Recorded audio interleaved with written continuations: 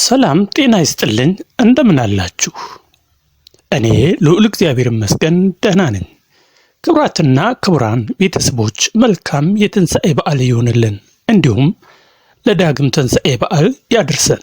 ፈጣሪ ስናጠፋ ይቅር ይበለን እያልኩ ክቡራትና ክቡራን የዘንድሮ ስቅለት ለሀገራችን የንትርክ የቤት ስራ ሆኖ ትልቅ አጀንዳ የቤት ስራ ሲሆንብን ብዙዎቹ ከእስልምና ወደ ክርስትና ከፕሮቴስታንት ወደ ተዋህዶ ኦርቶዶክስ የሚመጡ ምዕመናን ብዙ በሆኑበት ምዕመናን ሕይወቴን፣ ስጋዬን፣ ነፍሴን ለአምላኬ እሰጣለሁ ብለው ወደ ቤተ ክርስቲያን በተመለሱበት ጊዜ አባቶቻችን ግን እየሰሩት ያለው ነገር ከቤተ ክርስቲያን የሚያባርር እየሆነ ከመጣ ሰነባብቷል።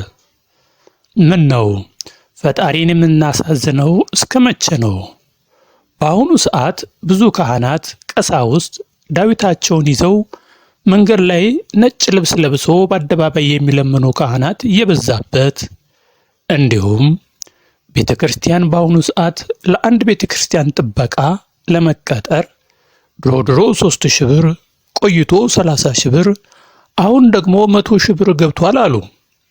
ያውም ትልቅ አለ ከሚባል ትልቅ ቤተ ክርስቲያን ብዙ ምዕመናን ያለበት ጥንታዊ የሚባል ወይም ሀብታም የሚባል ቤተ ክርስቲያን ውስጥ ነው እንዴ እየሆነ ያለው። ቤተ ክርስቲያን ውስጥ ብዙ አሳዛኝ ጉዳዮች እየተደረገ ነው ያለው። እንዲያውም ሁሉም ነጋዴ ሆነዋል የሚያሰኝ ነው። የቄስ ነጋዴ ይሆናል ወንበዴ እንዲሉ ቤተ ክርስቲያናችን በአሁኑ ሰዓት እየሆነ ያለው ነገር በዚህ ፖለቲካው ጫና፣ በዚህ የውስጥ ሹመት እሰጣ ገባና የገንዘብ ሙስና መጨማለቅ ያለው በአባቶቻችን ላይ ከሆነ ሰነባበተ።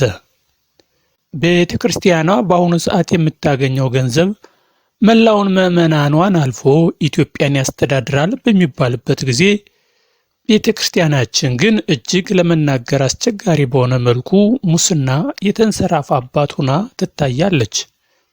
እንዲያውም አንዳንድ ጎበዝ ጳጳሳት ሆነው እንጂ ሌሎቹ በአሁኑ ሰዓት የሚታየው ነገር እጅግ በጣም አስቀያሚ እየሆነ መጥቷል። ይህ በዚህ እንዳለ ምዕመናን ያለውን ችግር ችሎ ዝም ባለ የአሁኑ ይባስ እንዲሉ በጌታ ስቅለት በሐዘኑ ጊዜ ሁሉም በለቅሶ ባለበት ሳምንት የነበረው ትምህርት ብዙ ምዕመናንን ያሳዘነ፣ ብዙ ሰውም ስራዬ ብሎ ያልሰማው ቢሰማውም ሐዘን ላይ ሱባኤ ላይ የሐዘን ጾም ላይ ስለነበር ብዙ ቦታ የሰጠው አልነበረም።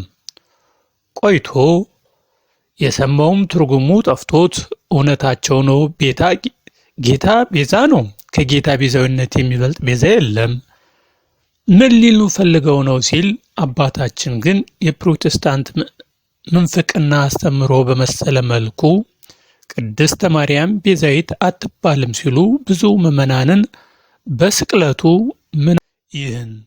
ምን አመጣው ይህን ያውም ሁሌ ችግር በሚፈረክበት ችግር በማያጣው ሚዲያ መሆኑ ይቺ አጀንዳ ምንድነች ብሎ ሁሉም ለፈጣሪ ሰጥቶት ዝም ስንል ማስተባበያው ሌላ ቅር እያላቸው የተናገሩት በሚመስል ሁኔታ ለነዛ ይቅርታ ለነዚህኞቹ በሚመስል ሁኔታ መሆኑ በእውነት የሚያሳዝን ነው። ምንድን ነው የሚለው? ቃል በቃል ሳነብ ሊቀ ጳጳሱ ብዙ የደከሙበትን ባለጸጋውን ለማስደሰት ነው። ምክንያቱም ገንዘብ ቤዛ ነው። በጣም ገንዘብ ቤዛ የሆነባቸው ሰዎች በስተዋል አሁን ላይ። ከዛ በላይ የመምህር ስሙርን ማንሳት እንችላለን። በጣም በትክክል ገልጾታል። ይሄንን ስላለ ግን አንዳንድ ሰዎች የሆነ መምህር ስሙር ላይ ሲዘምቱም እያየው ነበር። ምንድን ነው የሚለው? ቃል በቃል እመቤታችን እንደ ቃል ይሁንልኝ ያለችው ቃሏ የእርሷን ቤዛ ነው። ከእናንተ መኖር ይልቅ የክርስቶስ ትንሣኤ ብዙ ማስረጃ አለው። ክርስቶስ አልተነሳም ላሉ ሰዎች አንድ ሊቅ የተናገረው ቃል ነው። የእመቤታችን ቤዛነት እንዲህ ነው። ከአቡኑ ማብራሪያና እውቀት ይልቅ ብዙ ማስረጃ አለው። ሌላውን ብዙ ጥቅስ ትተን ይኩነኒ በከመ ትቤለኒ እንደ ቃል ይሁንልኝ ያለችው ቃል ብቻ በቂያችን ነው። የመጣው ለዓለም ሁሉ ቢሆንም የተወለደው ከእርሷ ነውና ይሁንልኝ ያለችው መልሷ የእርሷም የእኛም ቤዛ ነው። ደግሞስ የድንግል ማርያም ቤዛነት ምኑ ይገርማል?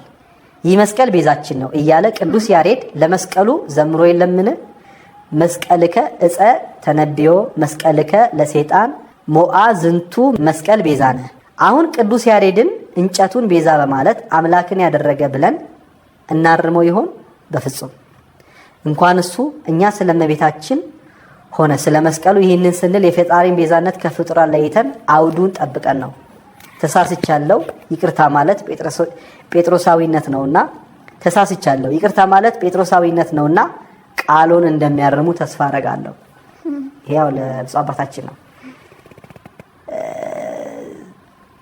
እነዚህ መምህራን የጻፉት ናቸው። በጣም ብዙ መምህራን ጽፈዋል። እነ መምህር ስምዐኮነ ብዙ መምህራን ከምዕመናን አልፎ ምዕመናን ሁሉም ይሄንን ጉዳይ ተናግረውታል። በደንብ ግን እኔ አጽኖ ሰጥቼ በጣም እንዶ ማድነቅም ትልቅ ክብር መስጠት እንፈልገው ይሄንን የሚገርመው እኛ በሳቸውና በመሰላቸው አጀንዳ ስንከራከር ሌሎቹ በእስልምና የምናውቃቸው ሀገራት የጌታን ሕማማት ስቅለት ደስ በሚል ሁኔታ ሲያከብሩ ነበር። እንዲያውም እስልምና የምንለው ጀልብያ ያደረገ በራሱ ላይ ቀይ ወይም ነጭ አልባሳት ለብሶ ራሱን በጥቁር ማሰሪያ በመሰለ ያሰረ የጠመጠመ ሁሉ እስላም ሲመስለን፣ የኞቹ ወንድሞቻችን እስላሞች እነሱን ለመምሰል አለባበሱ የእስልምና መስሏቸው ወደ መስጊድ ሲሄዱ የእነሱን የአረቦችን አለባበስ ለብሰው ሲሄዱ፣ የሚገርመው ግን አረቦቹ አለባበሱ የባህል አለባበስ እንጂ የሃይማኖት መግለጫ እንዳልሆነ የአረብ ክርስቲያኖች አሳዩን።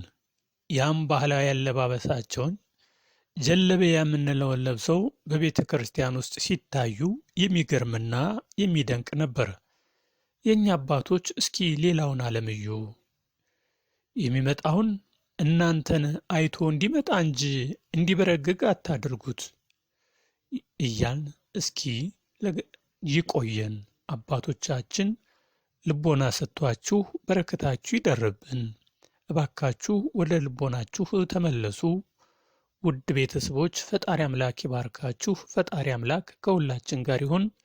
የቢዛዊት ማርያም በረከት ከሁላችን ጋር ይሁን። አሜን። ሰላም ሁኑ።